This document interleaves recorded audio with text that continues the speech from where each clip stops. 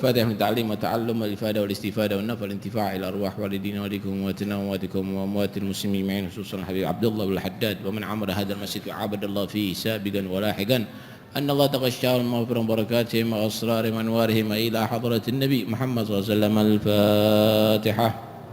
بسم الله الرحمن الرحيم الرحمن الرحيم مالك يوم الدين إياك نعبد وإياك نستعين اهدنا الصراط المستقيم صراط الذين أنعمت عليهم غير المغضوب عليهم ولا الضالين آمين. بسم الله الرحمن الرحيم الحمد لله رب العالمين.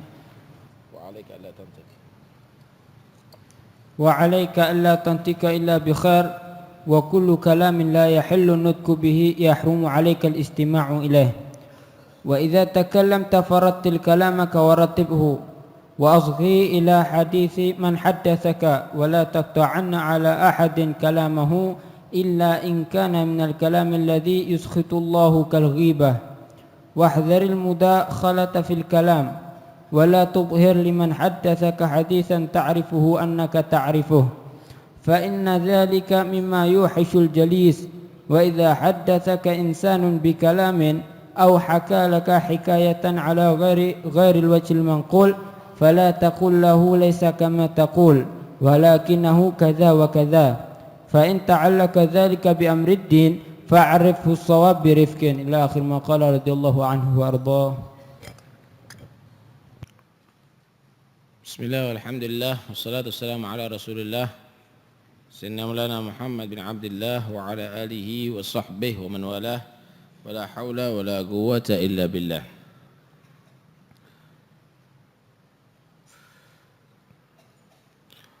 Wa 'alaika alla tantik illa bi khair, dan hendaknya kamu janganlah berbicara kecuali dengan pembicaraan yang baik.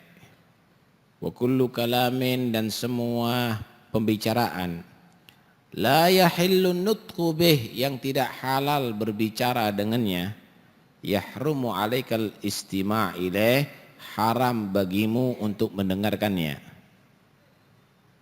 Kamu haram berbicara itu, mendengarkannya juga haram. Udah diterangkan kemarin ya. Wa idza takallamta, dan jika kamu itu berbicara, farattil, maka tartilkan, perinci, perjelas, jangan terlalu cepat. Farattil kalamaka, maka tartilkan ucapan kamu. Warattibhu, dan tertibkan, atur pembicaraan kamu. Dikatakan Nabi itu kalau berbicara la yahduru hadron. Nabi itu kalau berbicara enggak kesusu, enggak terburu-buru, tapi yurattil kalamahu. Nabi itu mentartil omongannya, bahkan kadang-kadang diulangi sampai 3 kali, sehingga si pendengar tidak salah paham.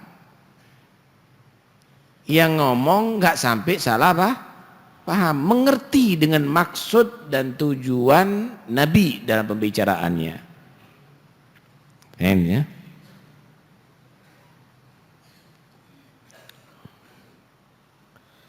Waratibhu, tartibkan omongan itu, tartibkan.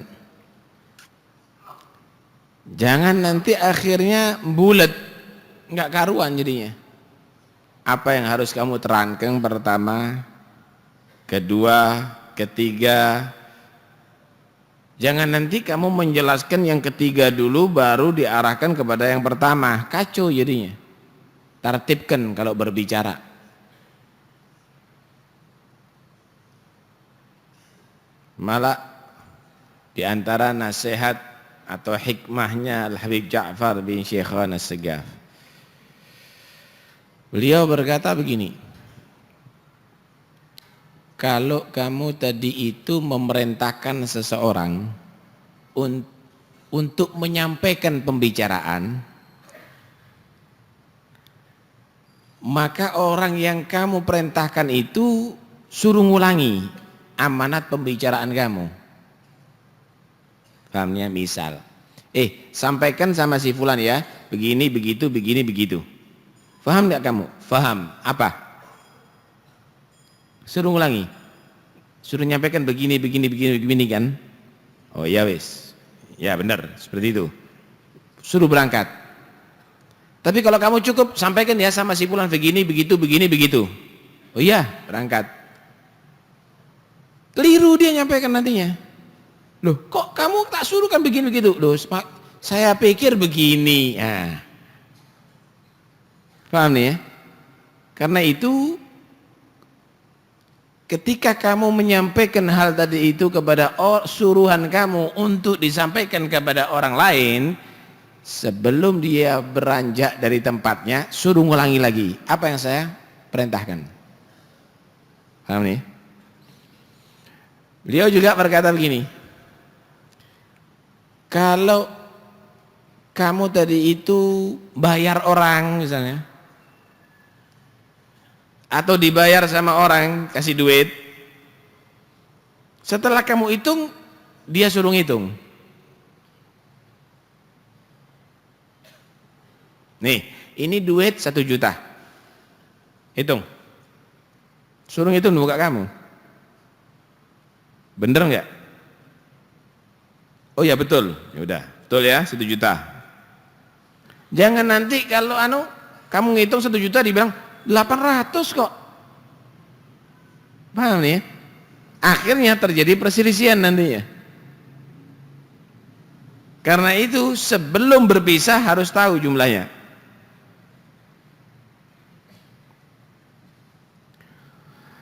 Kalau kamu tadi berdiri dari satu tempat, atau kamu naik bis, kendaraan, bangun itu jangan langsung beranjak.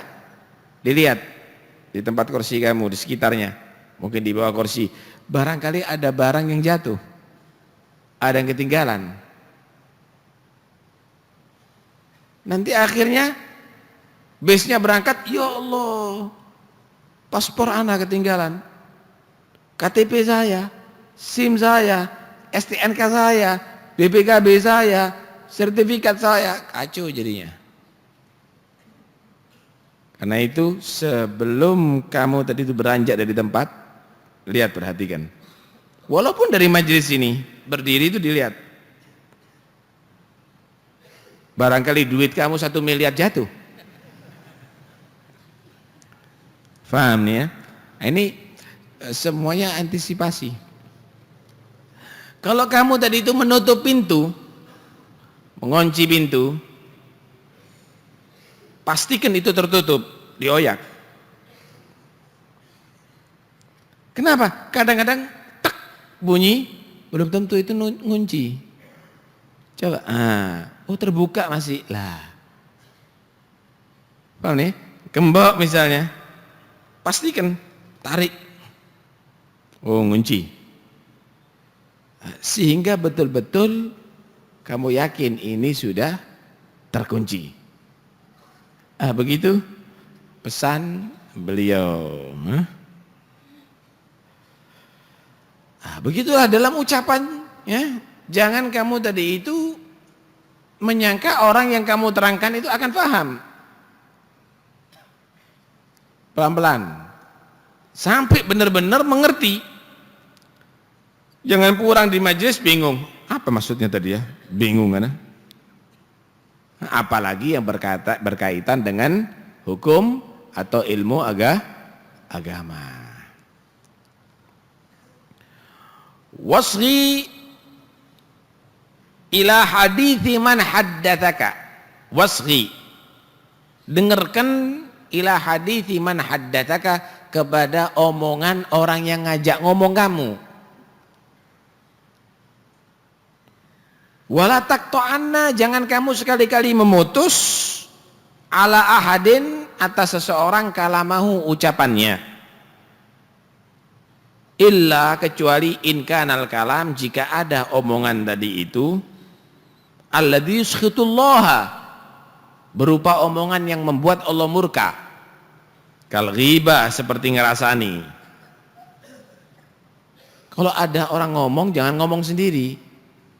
Dengarkan, apalagi dalam majelis. Ada pengajian ngomong sendiri.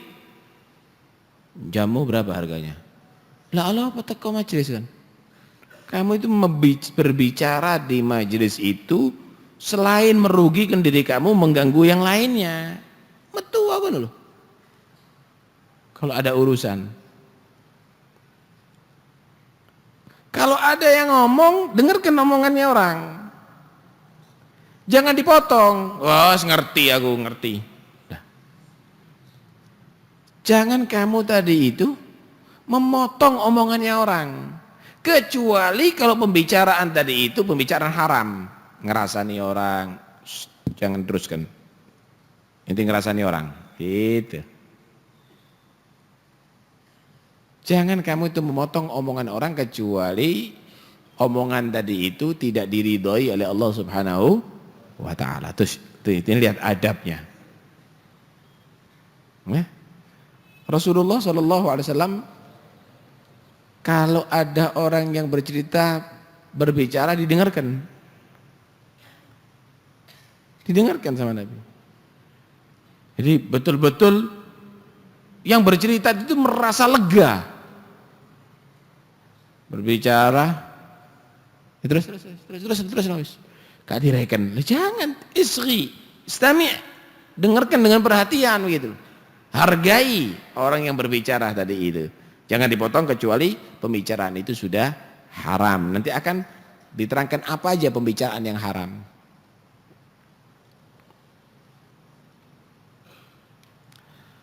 Wahdhar al-mudakhalah fil kalam. Hati-hatilah kamu tadi itu memasukkan pembicaraan. Maksudnya dia berbicara, ente berbicara juga. Oh iya, ceritanya itu begini-begini. Omongannya orang dipotong. Jangan ente masuki dengan pembicaraan yang lain. Biar tuntas baru ngomong yang lain.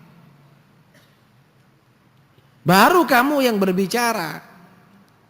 Bagaimana adab cara kita bergaul sampai cara kita ada orang bicara, cara kita bicara diatur dalam Islam. Lengkap sekali ajaran agama ini.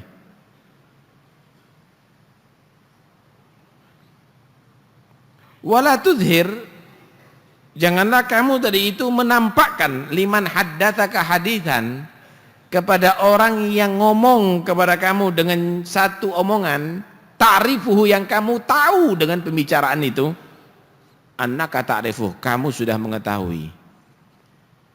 Ada orang berbicara, syarat-syarat wudu itu begini, air itu begini, dibagi itu dan ini, kamu tahu, tetap aja kamu seperti orang yang nggak tahu. Kamu perhatikan. Paham aku. Moco koran. Karena dia paham moco koran di majlis misalnya atau apa, dia baca koran. Ngana ngerti sudah. Baca majalah, jangan. Itu congkak, itu sombong itu. Jika ada orang berbicara, walaupun kamu tahu, jangan kamu tampakkan kamu sudah mengetahui. Paham nih? Hargai dan kasih contoh kepada yang lainnya bagaimana dia seharusnya bersikap.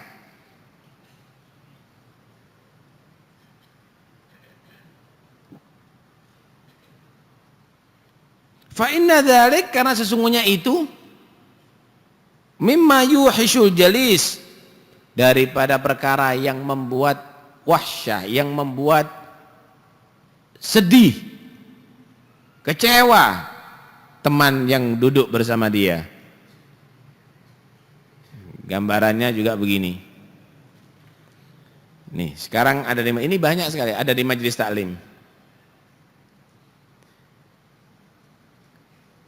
Kalau sampean Anda menghadap ke sini, puas yang bicara ini. Tapi kalau sampean menghadap ada di alun-alun, duduk ada di alun-alun, ini ngomong ngambil sopo ini. Paham nih ya? Ini mimma yuhishul jalis, ini yang membuat orang kecewa. Apalagi mojok kemudian miring tidur. Ya Rabbana tarafna, langsung melek. Ini banyak begitu tuh. Wah, kalau kamu membiasakan demikian, setiap ada majelis kamu pasti akan ngantuk. Kenapa? Kamu membiasakan nafsu kamu demikian. Jangan begitu. Paksa, akhirnya menjadi satu kebiasaan. Itu karena nafsu kamu aja yang mempengaruhi. Majelis misalnya, afdhalu dzikri fa'lam andahu tidur, la ilaha tidur. Al-Fatihah kelontang-kelonteng melek mau tani. Loh, terus itu nanti setiap ada majelis kamu akan begitu nanti. Maulid ya Rabbi salli ala Muhammad, tidur. Selesai kiat dia. Enggak ngantuk sama sekali. Nafsunya kamu akhirnya yang dominan dari situ. Jangan membiasakan yang demikian. Itu mimma yuhisul jalis. Itu yang membuat orang yang duduk bersama kamu akan kecewa.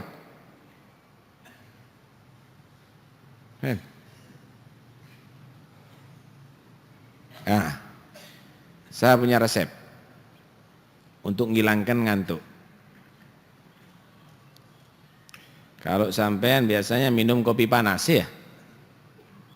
Kalau supaya hilang ngantuk sebetulnya bukan minum kopi panas, siram nomotone kopi panas. Insya Allah hilang ngantuknya.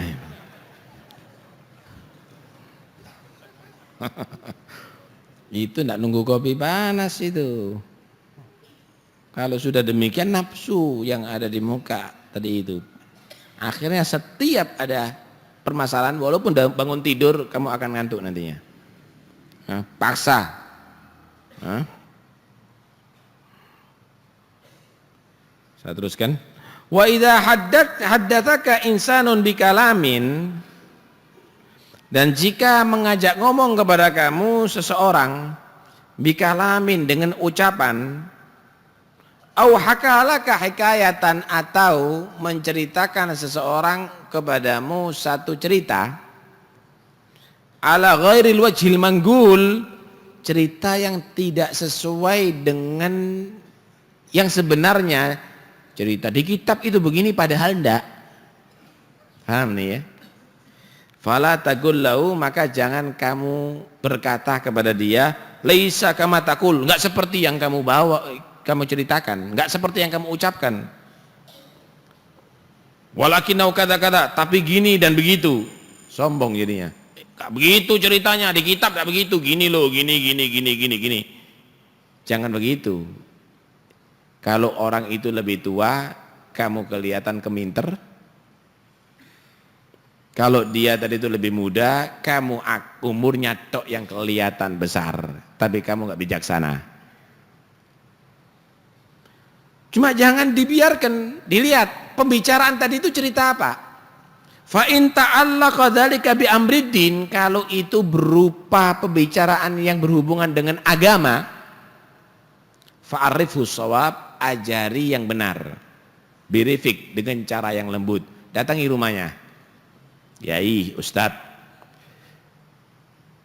kok saya melihat artinya enggak seperti begitu, begini, gimana menurut Anda? Oh iya ya, mohon yai mungkin minggu depan bisa diralat atau diterangkan kembali supaya orang-orang tidak bingung. Dia sendiri yang melarat, bagus. Jangan langsung keliru pembicaraannya ini. Yang benar begini. Wah. Sombong orang yang demikian ini. Enggak berkah jadinya ilmunya.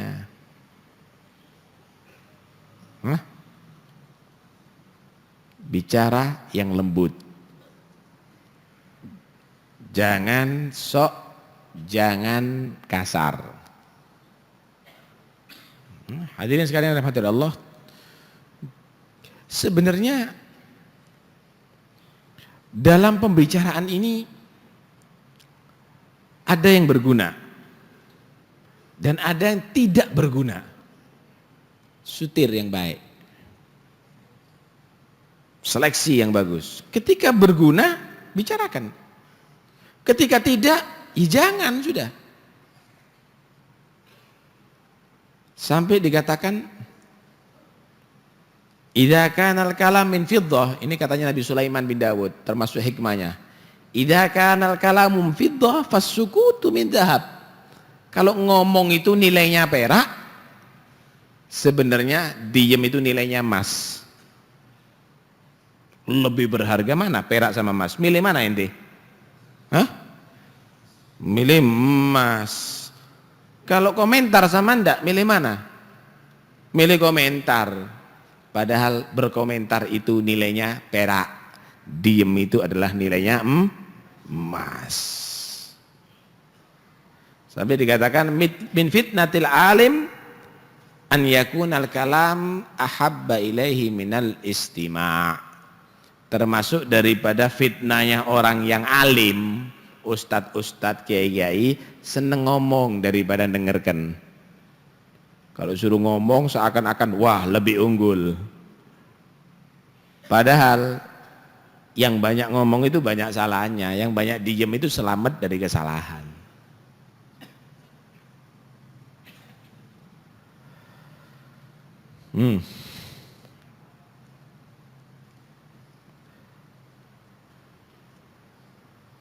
Seseorang datang kepada Rasulullah. Dia bertanya kepada Nabi, "Ya Rasulullah, hadithni bi amrin a'tasimu bih." Ya Rasul, kabarkan kepada aku dengan satu perkara yang aku pegangi terus. Ini menjadi prinsip saya. Tak pegangi terus ini pembicaraan. Maka Nabi menyatakan, "Qul Rabbi Allah tsumma istaqim." Ucapkan Tuhanku Allah dan istiqomah. Artinya taat terus sama Allah, jangan bermaksiat kepada Allah. Jangan Tuhanku Allah tapi aku maksiat terus kepada Allah. Jangan Tuhanku Allah aku tidak melaksanakan kewajiban Allah. Katakan Tuhanku Allah dan istiqomah seterusnya. Qultu ya Rasulullah, ma akhwafu ma takhafu alai. Ya Rasul, apa yang engkau paling khawatirkan pada diriku? Apa yang paling dikhawatirkan pada diriku? Kira-kira kalau sampai dikatakan gitu apa? Kantongmu, gitu ya? Kenapa? Hati-hati copet. Tapi Nabi SAW menyatakan, apa yang paling engkau khawatirkan pada diriku ya Rasul? Ma akhwafu ma takhafu alai. Fa akhadha bilisan nafsih qala hadha. Rasulullah SAW mengambil lidahnya. Ini. Aku yang paling khawatirkan dari kamu ya ini. Lidah ini. Ilatmu. Lidah kamu. Sebagian ulama sufi menggambarkan mulut ini ya. Telinga kamu ini lubang tidak ada penutupnya ya. Mata kamu ini ada penutupnya, kelopak mata. Tapi mulut itu ada rujinya. Gigi tutup. Sebentar lagi ditutup lagi sama bibir. Ini satu gambaran. Kamu harus menjaga mulut kamu lebih daripada mata kamu dan telinga kamu. Kenapa? Tutupi enak loro, cik gampang metu omongan kene. Penghalangnya udah ada dua tapi begitu gampang itu lepas omongan kamu. Seharusnya lebih sulit daripada pendengaran, lebih sulit daripada pandangan, tapi begitu paling gampangnya berucap daripada mulut.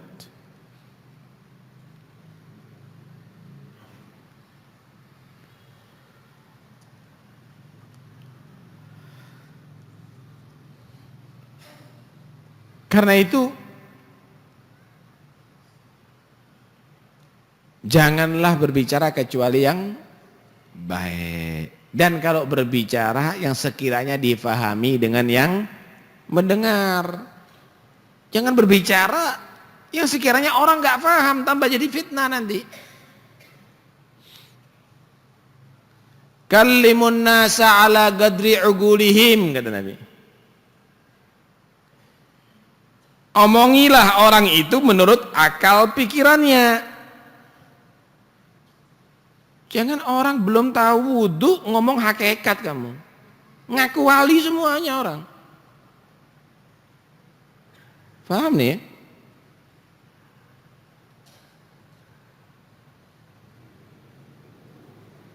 Tidak ada seorang, kata Nabi, mengajak bicara orang lain yang tidak sambung akalnya, kecuali akan jadi fitnah. Kecuali akan jadi fitnah. Ojo. Enggak sambung.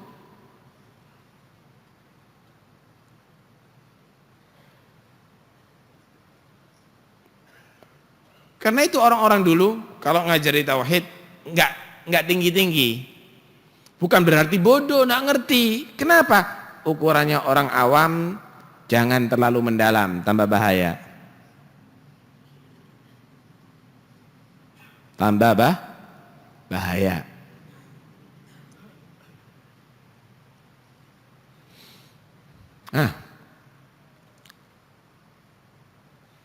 Kalau orang sekarang kan enggak demonstratif, wah ahli tauhid. Akhirnya nyesatkan orang. Akhirnya orang yang bodoh ngaku wali. Wow, sudah makrifat katanya. Makrifat, enak itu. Pernah saya ketemu sama satu orang kalau sudah makrifat itu gurunya ada di hatinya. Bukan tidak percaya saya. Cuma dia mengaku dirinya sudah begitu, gitu loh. Kalau orang seperti Sayyidina Umar bin Khattab, Ghalali Rabbi an Rabbi, beliau kalau ada urusan kemudian tidak bisa menjawab, merenung begitu, kemudian bisa menjawab. Kenapa? Hatinya berbicara begini karena mendapatkan ilham daripada Allah. Percaya saya, percaya. Tapi omongan orang yang demikian ini mau melantik dirinya seperti Sayyidina Umar. Saya ambilkan satu kitab. Artikan. Oh, kalau gini saya tidak ngerti. Tanyakan sama guru kamu yang di hati itu. Tanyakan sama guru kamu yang ada di hati kamu. Lebih baik orang seperti Anda menyatakan saya enggak paham, saya wajib belajar. Itu akan lebih baik daripada kamu ngaku-ngaku seperti mereka. Saudara, orang itu dengan pembicaraannya itu bisa dinilai loh ya. Takallam tu'raf. Ngomong kamu. Orang akan bisa kenal siapa diri kamu. Orang itu bodoh atau pintar dari omongannya. Orang itu ngawur atau tidak dari omongannya. Orang itu baik atau tidak bisa dari omongan loh ya. Orang itu kualitasnya, nilainya, pribadinya apa dari omongan bisa. Nih, kalau orang itu omongannya, ceritanya bola tok, berarti orang ini gemar sepak bola. Kalau orang itu yang dibicarakan itu perempuan tok, wah syahwatnya gede. Paham nih? Orang itu dari omongannya kan bisa tahu. Ngawur apa enggak bisa tahu. Karena itu lebih baik banyak diem aja supaya enggak kebongkar bobroknya kamu.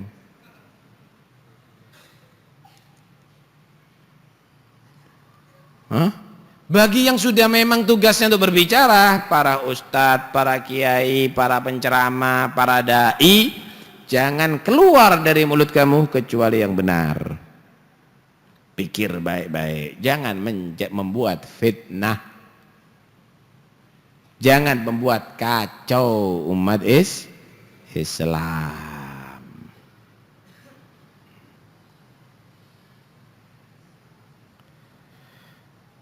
Mungkin saya pernah cerita dulu. Di Ihya itu diceritakan begini. Ada satu orang berjalan. Ini yang sudah makomnya tinggi ini ya. Di tengah jalan kelihatan ada satu rumah direhab. Di satu rumah direhab. Negor ini orang. Direhab rumah ini. Rumah siapa ini? Oh, rumahnya si fulan, si fulan, si fulan. Oh, bagus, bagus. Terus berjalan. Di jalan dia mikir, ada apa saya tanya ya? Perlunya apa kalau saya tahu kalau itu rumahnya fulan? Kapan direhab? Ada apa saya tanya? Nambahi iman? Enggak. Nambahi ilmu manfaat? Enggak. Kenapa saya ngomong begitu ya? Oh, berarti mulut saya ini mulai tidak kontrol sekarang ini. Mulai lepas kontrol. Sekarang harus saya hukum. Mulut, mulai sekarang kamu harus puasa selama setahun. Tidak boleh minum air dingin waktu itu musim panas. Air hangat yang kamu minum. Dihukum mulutnya. Baru ngomong sekian. Lah kalau saya sama ente perlu ditampar mulutnya karena ngomong terus sebabnya. Masya Allah. Karena itu orang dulu itu tidak ada fitnah. Kita lihat ngarang kitab, semua yang dibaca kalau ngamalkan ini jadi baik semuanya. Kitab-kitab yang ada semuanya jadi baik kalau orang baca. Coba kalau orang sekarang sing ditulis jadi fitnah. Bocor, waduh, kok begini nih hukumnya? Kok ngaco begini, kok itu? Jadi fitnah, ribut semuanya. Kenapa? Tidak kontrol.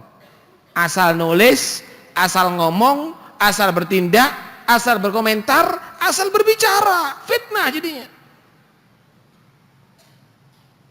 Tapi mereka tidak berbicara kecuali setelah dipertimbangkan, diilmui, diyakini.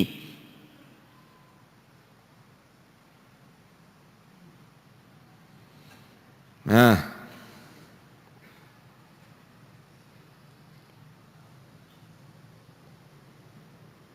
Allah Subhanahu wa ta'ala berfirman dalam Al-Quran,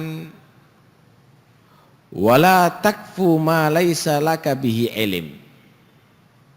Jangan kamu ngikuti segala sesuatu yang kamu belum ngerti ya. Jangan asal-asalan namanya.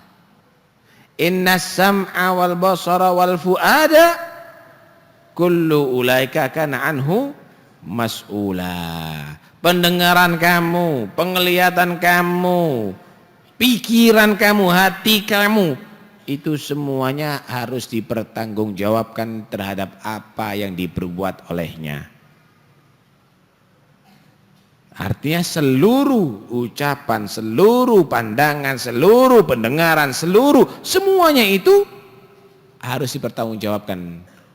Ngrungokno iki apa perlune? Delok iki apa manfaatnya? Ngomong gini apa nilainya? Nulis gini apa hasilnya? Semuanya harus dipertanggungjawabkan.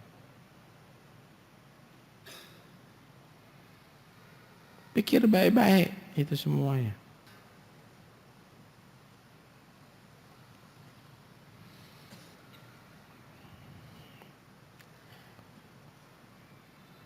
Dalam satu riwayat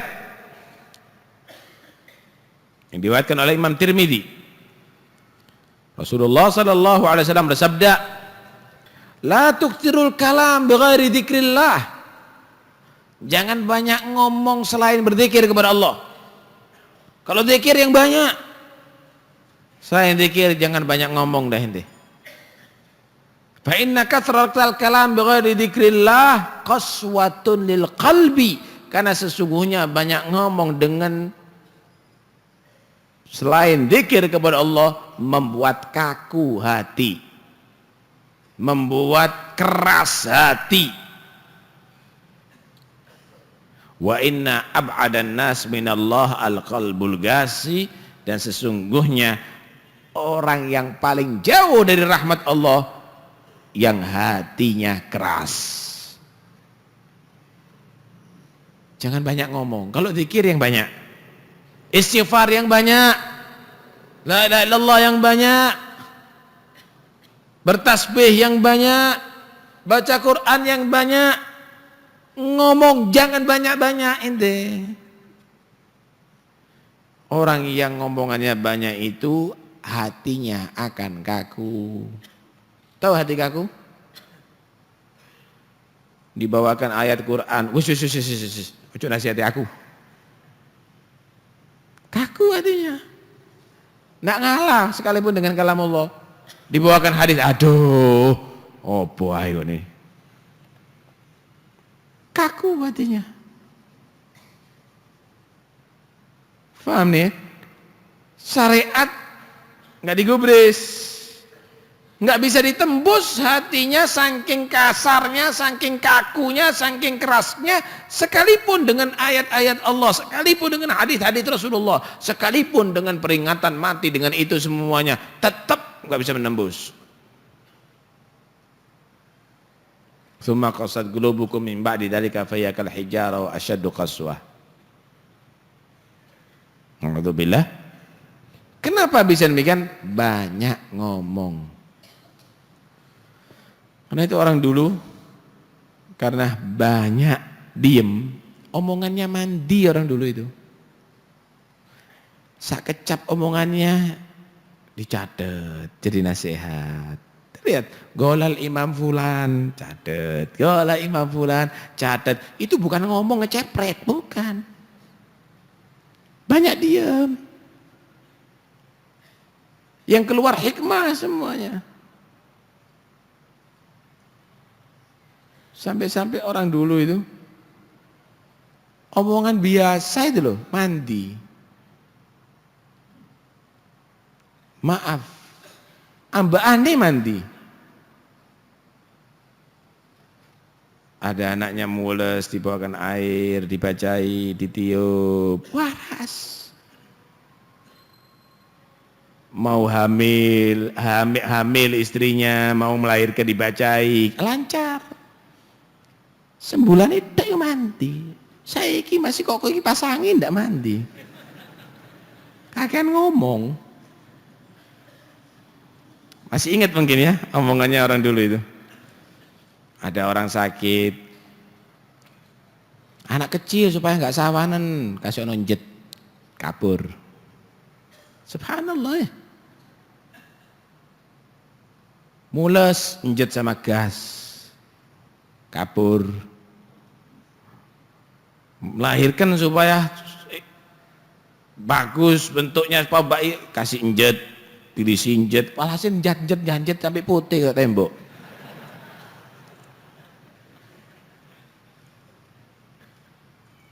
Omongan orang sekarang ya, masih dicat dengan paragon ndak iso. Itu bukan dari jetnya atau yang lainnya, tapi mulutnya tidak keluar kecuali yang baik, saudara. Manfaat, mandi, ucapannya mandi, semuanya mandi, sampai sambeane mandi orang dulu itu. Karena itu mudah-mudahan insyaallah majelis taklim kita ini akan bisa menghasilkan kita bisa koreksi diri, kontrol, tidak berbicara kecuali yang ada manfaatnya. Kalau memang tidak yakin manfaat, jangan ngomong, karena diamnya kamu itu adalah sangat berharga. Wallahu a'lam.